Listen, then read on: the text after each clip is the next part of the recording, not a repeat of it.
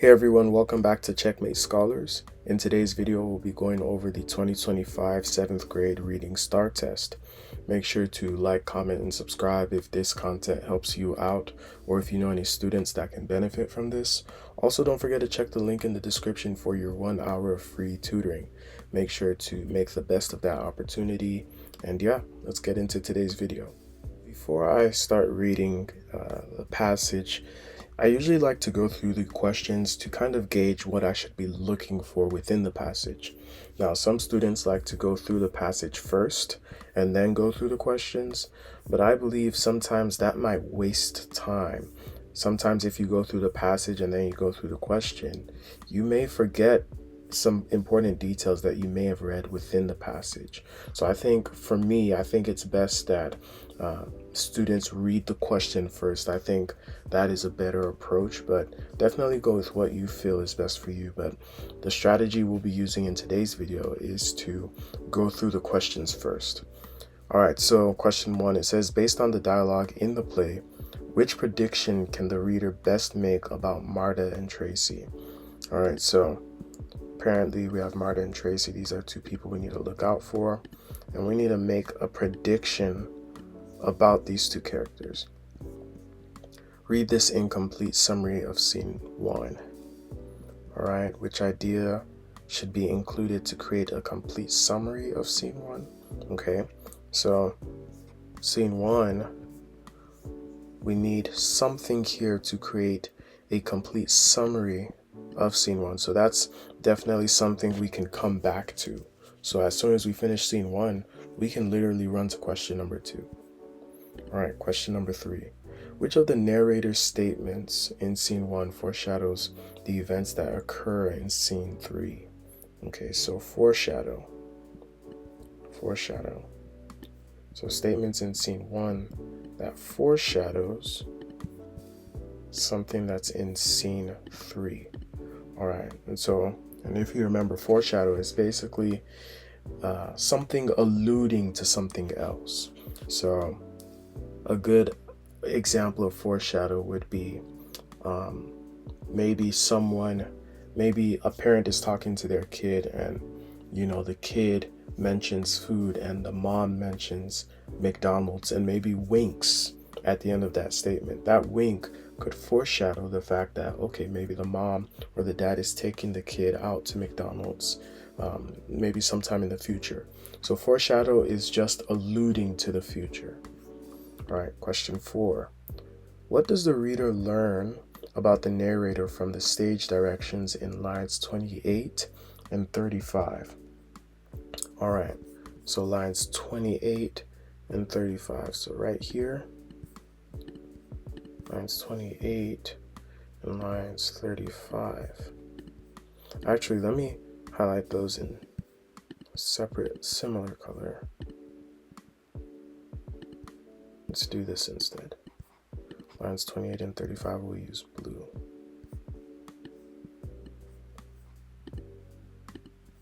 All right, so what does the reader learn about the narrator? All right, so we're focusing now on the narrator, not the two main characters, Marta and Tracy. All right, read the question carefully, then enter your answer in the box provided. How does Marta's attitude about keeping a schedule affect the plot of the play? Support your answer. All right, so anytime we're looking at the plot, this is typically something we need to look at after we read the whole story. All right, read the dictionary entry. In the dictionary entry, definition blank best matches the meaning of redeem in line 50. All right, line 50 is right here. So we need to definitely take a look at that. Question 6. Which detail from scene 2 best supports the key idea that habits can be difficult to change? So scene 2, we definitely need to take a look at. So let me highlight scene 2. It's alluding to a question. Read line 32 from scene 2. Line 32 from scene 2. The playwright uses figurative language in this line most likely to suggest that the narrator. All right, So, after going through the questions like this, now I'm typically a bit more prepared to go through the passage. Um, in real time, I wouldn't spend this long, but for the sake of breaking down the video, I choose to spend a bit longer to kind of explain my rationale as to what I'm doing.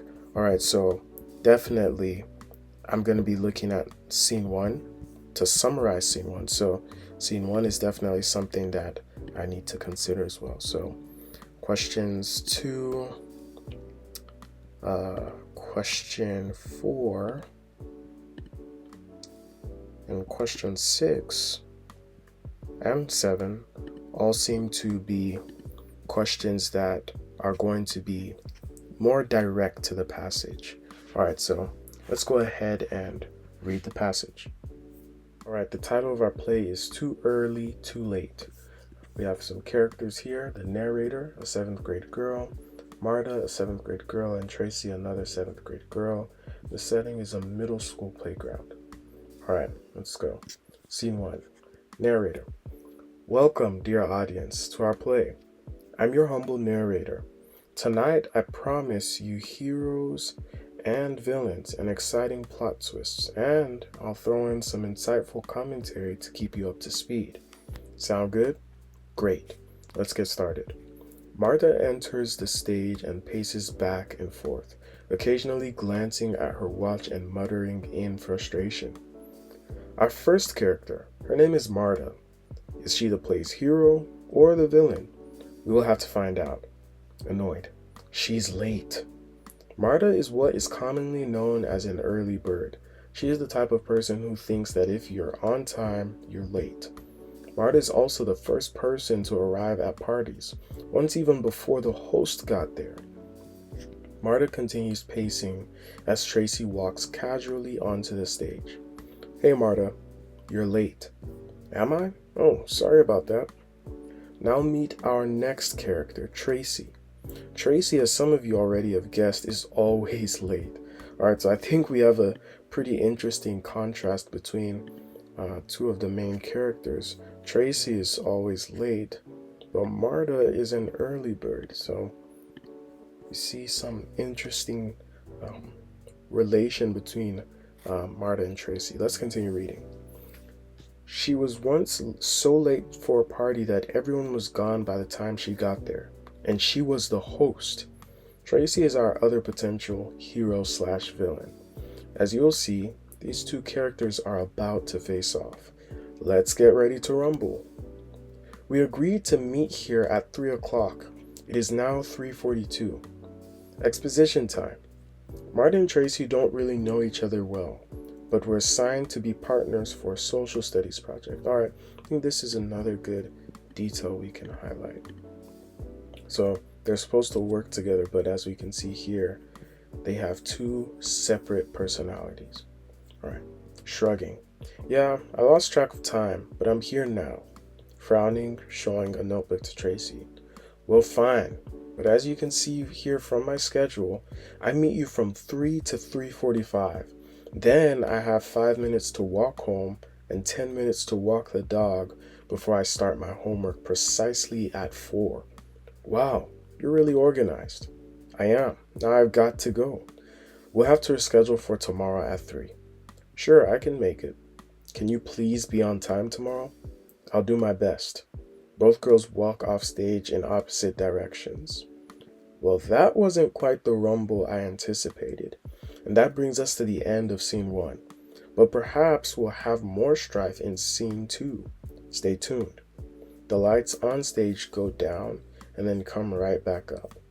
Alright, so I remember we do have a question about scene 1. Yes, right here in question 2. Read the incomplete summary of scene 1. The narrator greets the audience and introduces the play. Marta enters the stage and looks at her watch in annoyance. Tracy arrives late to her meeting with Marta about a school project. We have a blank for 4.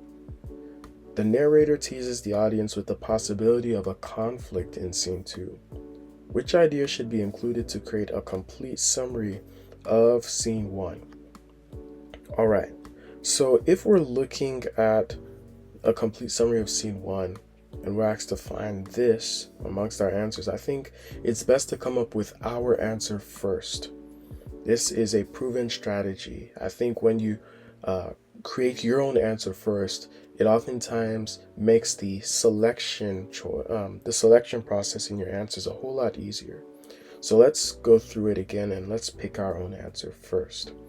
So the narrator greets the audience and introduces the play. Marta enters the stage and looks at her watch in annoyance. Tracy arrives late to her meeting with Marta about a school project. Now, what happens in between then and part 5, where the narrator teases the audience with the possibility of a conflict in scene 2? Well, if we remember properly, we'll see that when Tracy arrives late, that's around right here in line 13, where she says she lost track of time. Now, between then and here, where the narrator teases for a possibility of some conflict, we see that here Marta talks about her scheduling, how organized she is, and basically between these 2 points, Marta and Tracy essentially reschedule for the next day. So let's look at our answer choices. A, the narrator explains to the audience how Tracy was once late to her for her own party. No, that was before here. That was way up here. Tracy acknowledges how organized Marta is and the meeting is rescheduled. This sounds a lot like our potential answer. Let's keep that in our back pocket. Marta explains that she must walk her dog before starting her homework. This does happen between both of these instances, part 3 and part 5 of scene 1, but I believe B is a more holistic mini summary for part 4. So yes, C does happen in part 4, but I think that's more of a minor detail, right? If we want to create a complete summary, right, we need complete details. This is more of a minor detail that's hidden inside answer choice B. So I don't think C is right. Let's look at D. The stage directions indicate that the girls exit the stage in opposite directions. All right, so this is more related to part 5, or if there was anything after 5. So for part 4, I believe the best choice is B, right? C was a close runner-up, but B is better. It's a more complete detail for our complete summary. All right, so let's keep reading. All right, scene 2. The narrator is standing in the same place as in scene 1. Marta enters and paces back and forth, muttering to herself. Welcome to scene 2. It is the next day at 3:30. Marta is here, but no Tracy. We're bound to get some discord this time. Tracy enters casually. You're late again. Oh yeah, I'm sorry, I lost track of time.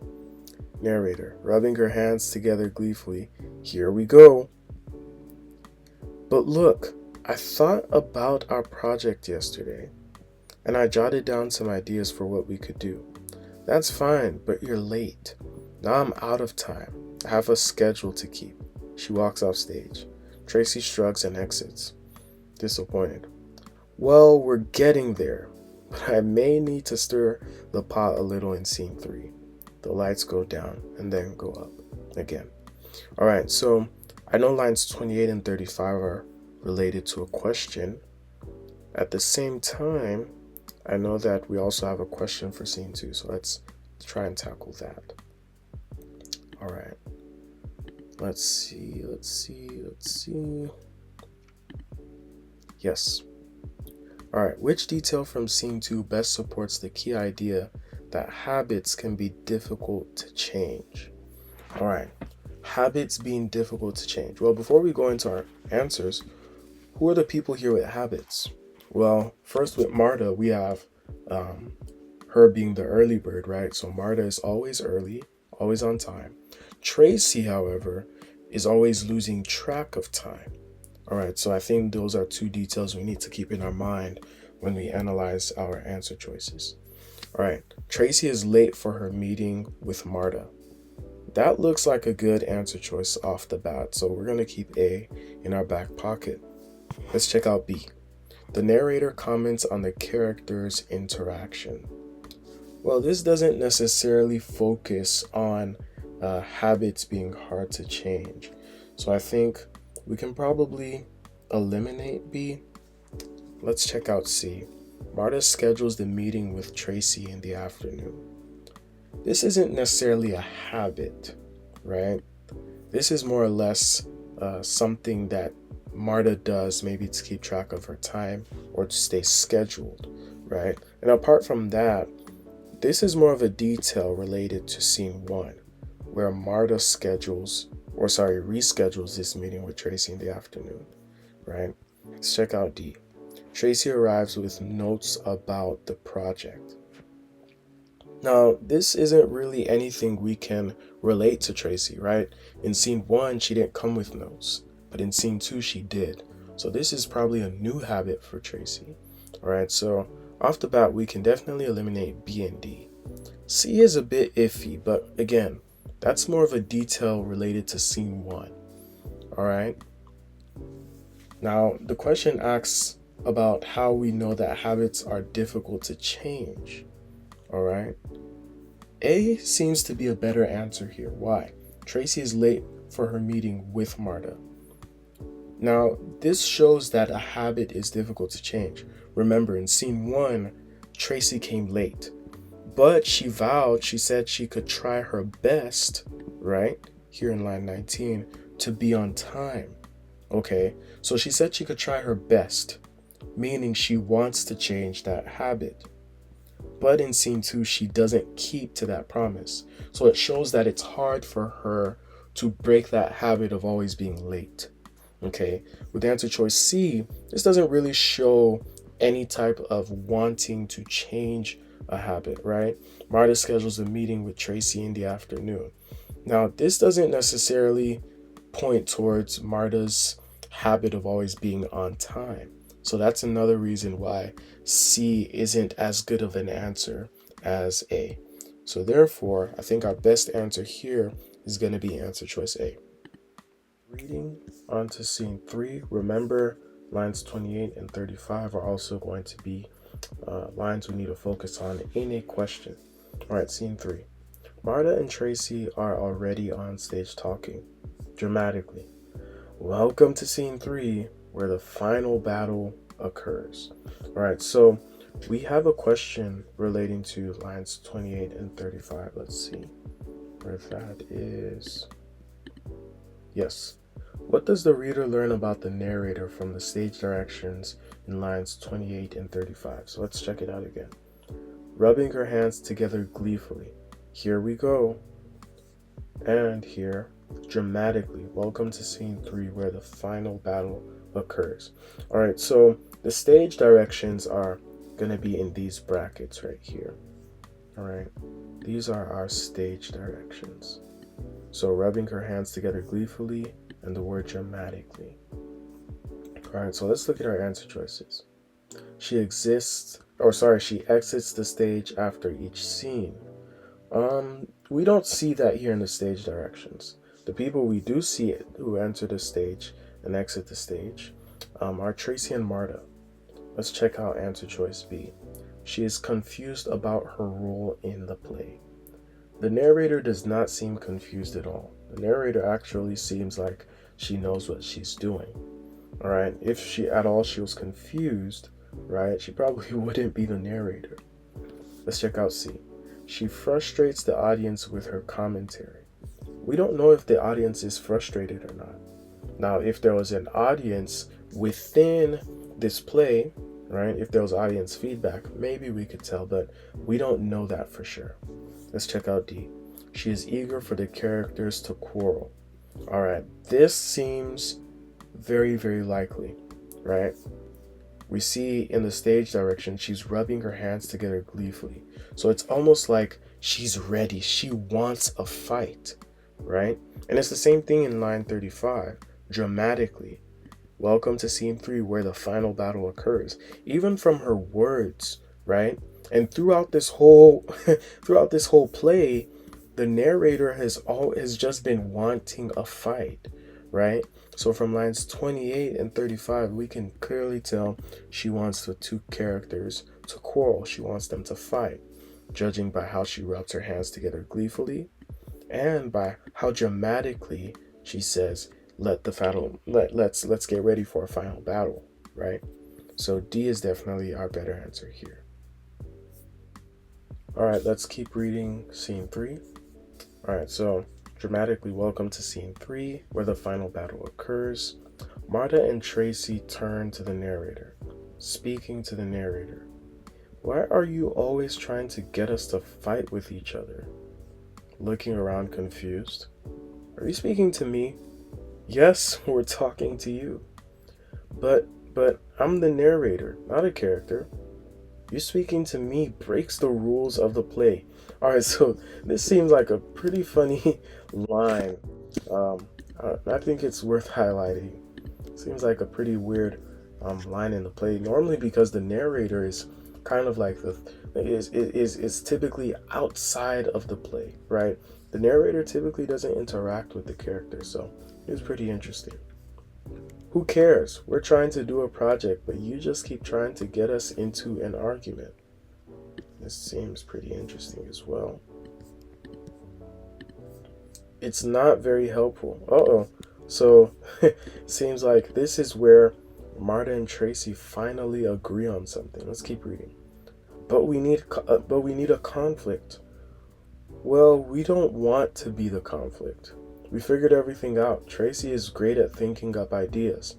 Yeah, but they're kind of jumbled, so Marta, who's great at organizing things, is giving them structure. But that's no good. We need heroes and villains. I think we do have heroes and villains. We worked out our differences, so we're the heroes. This seems to be a really interesting line here. The narrator shocked. Then that makes me the villain. Looks like it does. But I'll redeem myself in scene 4. You're too late. The play is over. Look, the curtain is coming down. But, curtain. Alright. So this seems to be a pretty interesting play where the narrator kind of interacts with the characters in scene 3. And so we see something interesting in scene 3 where finally Marta and Tracy kind of agree. They sort out their differences, and the narrator seems to be the villain in this case. So let's look at some of our questions that we can answer now that we have a holistic view of our play. Let's check out question 1. Or actually, before that, I know we have a question regarding a definition somewhere. Yes, in line 50 right here. Read the dictionary entry. All right, redeem. To exchange for something of value, to buy back or repurchase an item, to fulfill a pledge, or to restore personal honor or reputation. In the dictionary entry, definition blank best matches the meaning of redeem in line 50. All right, so we need to look for the best match for the meaning of redeem in line 50. So let's read it once again. But I'll redeem myself in scene 4. So in context, right, if we remember what happened around, and I think it's better that we read what's around. So let's start from 46. But that's no good. We need heroes and villains. I think we do have heroes and villains. We worked out our differences, so we're the heroes. Shocked. And that makes me the villain. Looks like it does. But I'll redeem myself in scene 4. You're too late. The play is over. Look, the curtain is coming down. All right, so it seems here when the narrator says she'll redeem herself in scene 4, it seems as though she's saying she wants to be almost made whole again, right? She wants another chance to prove herself again, right? So she's like saying, hey, maybe you misunderstood me now, but in scene 4, I'll try and do better to represent myself in a different light or a different way. So let's look at our dictionary entries once again. So to exchange for something of value. No. So number one, definition one is more or less used in maybe like when you're at a store. Maybe you have a coupon, right? And you want to get maybe something half off. You can redeem a coupon to get something of value, right? So, but here we're not talking about coupons. We're talking about someone's character. To buy back or repurchase an item. No, so just like definition one, definition two is more or less related to an object or an item that you can purchase, not necessarily a person. Let's look at definition three. To fulfill a pledge. There is no pledge here being fulfilled. Right now, the character, or the narrator in this case, is saying that she wants to redeem herself, or she wants to prove herself again. Let's check out definition four. To restore personal honor or reputation. All right, so this seems to be a way better answer, as we're talking about a person, right? To restore personal honor or reputation. That seems to be what the narrator is doing here. So definition 4 is the better answer. Hey everyone, if you're interested in a free 1-hour tutoring session with Checkmate Scholars, make sure to click the link in the description. That link will send you to a Google document where you can sign up for your student. Alright, let's get back to the video. Alright, other questions? And mind you, look at how I'm answering our questions, right? You notice I'm not doing anything chronologically. I'm not saying question 1 first, then question 2, then 3, then 4, and all the way to 8, right? I'm hopping around.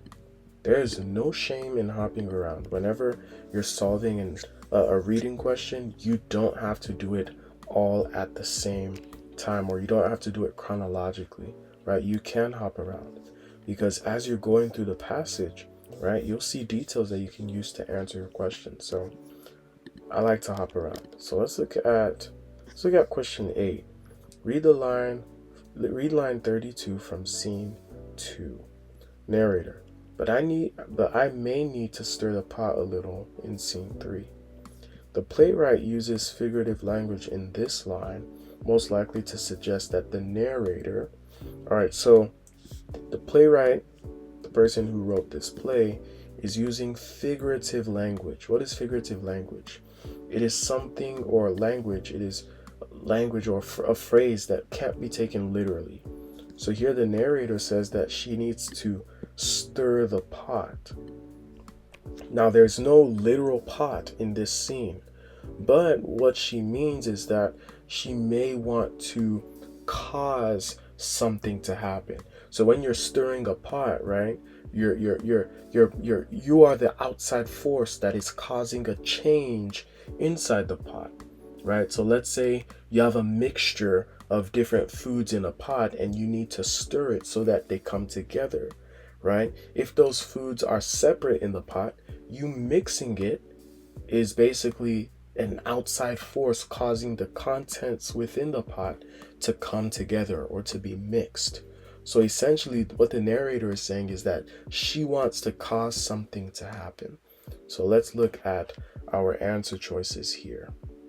So answer choice A says knows, or so let's see, it says which most likely, the playwright uses figurative language in this line, most likely to suggest that the narrator knows what will happen in the last scene.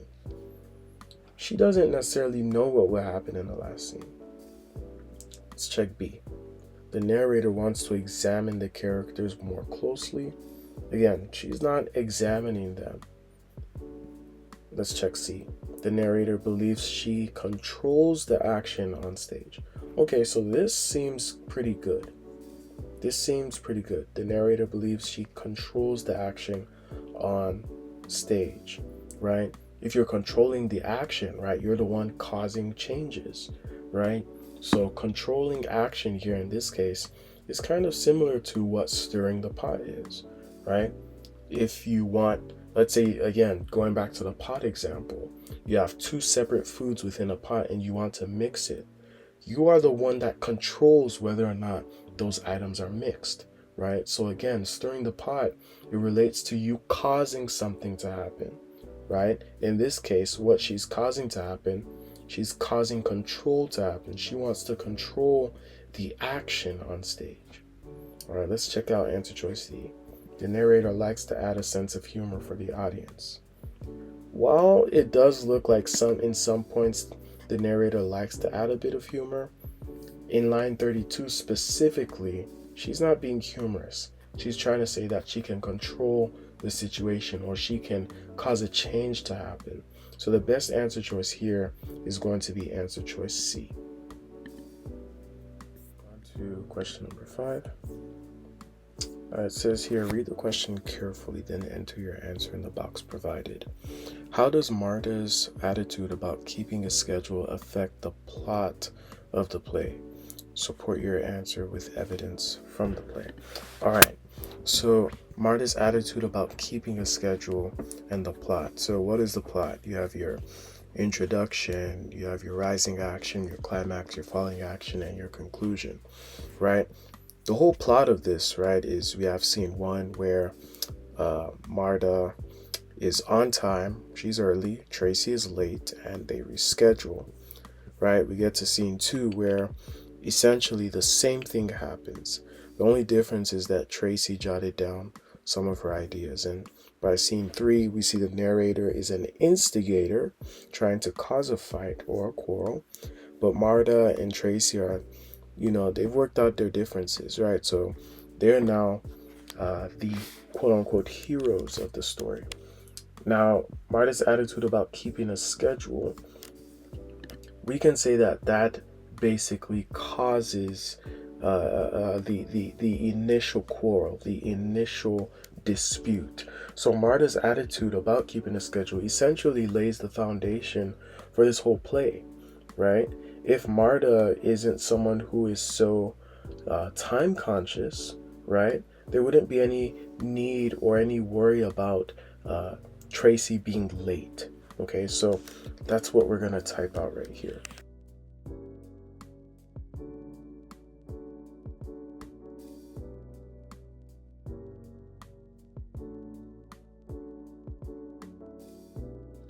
All right, so here's my response. So I said, Marta being so time conscious essentially lays the foundation for the plot. Because she keeps a schedule, we see the trouble that arises from it when Tracy is late. This is what the narrator wants to instigate. Marta's attitude about keeping a schedule highlights Tracy's personality as someone who isn't so time conscious. Towards the end of the play, this unique characteristic of Marta is what allows for some type of connection between her and Tracy. Tracy agrees to bring the ideas, while Marta agrees to keep everything organized. So this is my response, and as we can see in the plot, right, this is the structure of our play, right? Without Marta's timekeeping attitude, right, without her scheduling attitude, there's essentially no type of disagreement, right? If Marta didn't have a schedule to keep, she wouldn't mind that Tracy was late, right? She wouldn't have to, as she mentioned, go and feed the dogs and do all the other types of things, right?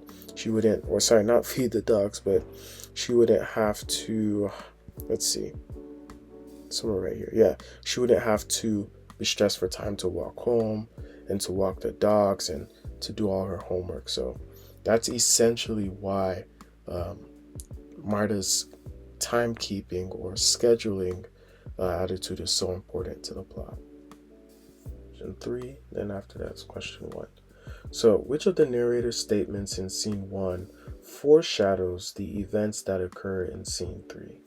All right, so let's go back to scene 1, and if we remember from scene 1, basically we had our little dispute between Marta and Tracy, and essentially there's a little bit of an agreement here where Tracy and Marta are expected to be on time. Of course, we know Marta is going to be on time, but Tracy says she'll try her best, right? And so they walk off stage, and then we get to scene 3 where essentially their differences are sorted out. And so even though Tracy and Marta didn't, both reach their area on time in scene 2, we see that in scene 3 we get to the point where they're both already talking, right? So essentially they're both already present where they need to be. And here we see that the narrator tries to instigate, but Marta and Tracy have basically solved all their problems. So to foreshadow, right, it means to allude to something in the future, right? And what's in scene 3? Scene 3 is in the future. So in scene 3, there's a conflict resolution, right? So the conflict has been resolved. So we can almost infer that from one of our answer choices, we're going to be alluding to a conflict resolution, maybe. So let's look at our answer choices. All right, so A says, the narrator in scene 1 says, I promise you heroes and villains and exciting plot twists. All right, that's pretty interesting, considering the fact that in scene 3, there is a revealing of who the real hero is and who the real villain is, right? In scene 1, right, we don't know who the hero and the villain is. But in scene 3, we find that out. So this is a pretty good answer. Let's check out B. Her name is Marta. Is she the play's hero or the villain? Right? So this is another good answer, right? Again, alluding to the fact that the heroes and the villains would be revealed in scene 3. So we can keep answer choices A and B and go back and see which of these choices is better. Answer choice C is the narrator speaking again. Marta and Tracy don't really know each other well. All right, they don't know each other well. Is that alluding to what happens in scene 3? Well, we see that they do get to know each other a bit better, right? They do get to know each other a bit better, but I wouldn't say that they still know each other very well, right? We only find out here that Marta is the person who kind of keeps everything organized and structured, while Tracy is good at thinking up ideas. So it's not like they know each other very well in scene 3. All right, so I don't think answer choice C is the best. All right, and finally, answer choice D, it says, and that brings us to the end of scene 1.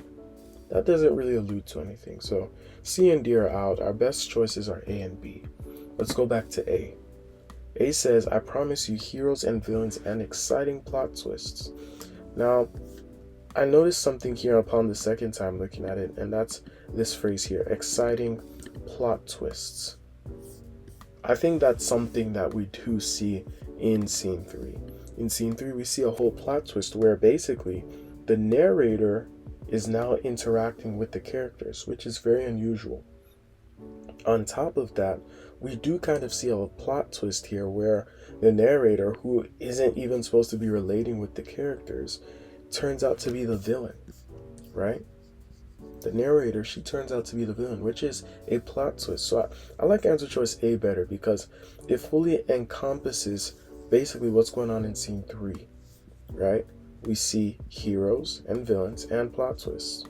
Answer choice B, it's not really as encompassing as answer choice A, right? Answer choice B is a bit more, it's not really keeping the bigger picture in mind, right?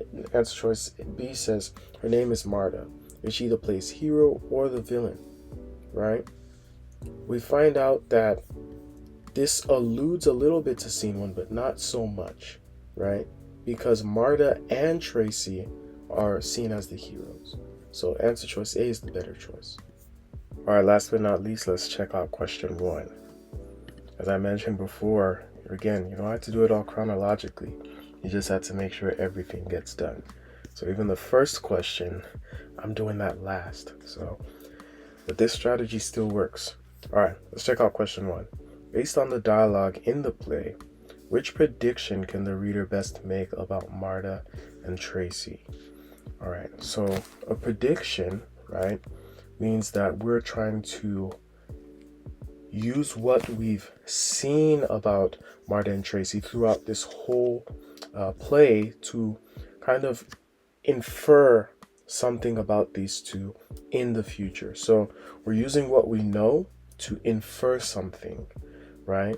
And so that means we're having to take everything we've learned about Marta and Tracy and infer that. So we're taking what we know about them from scene 1, scene 2, and scene 3, right? So in scene 1, we see at first that these are people that aren't really getting along together. They're bumping heads. One is early, one is late.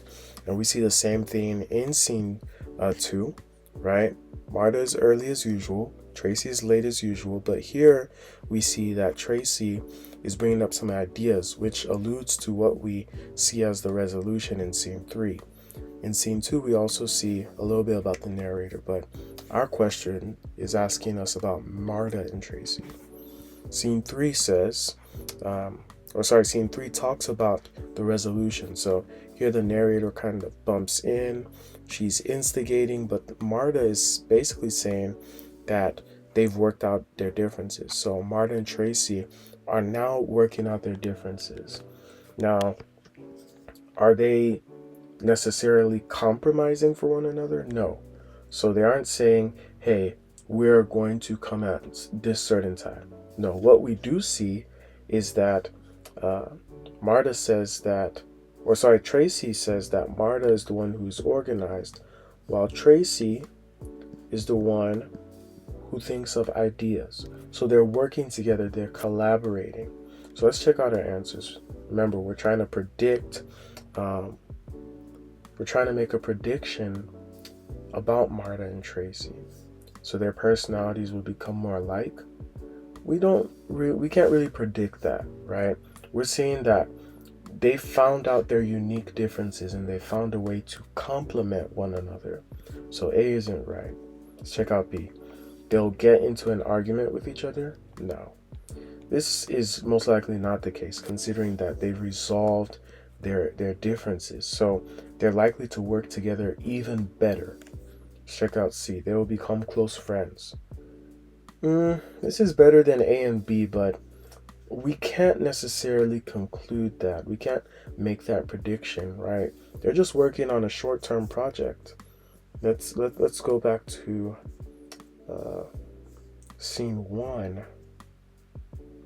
Let's go back to scene 1, right? Here it says Marta and Tracy don't really know each other well, but were assigned to be partners for a social studies project. So they're not going to be together forever. We don't know that. We do know that they're working on this project together. Their project will be a success.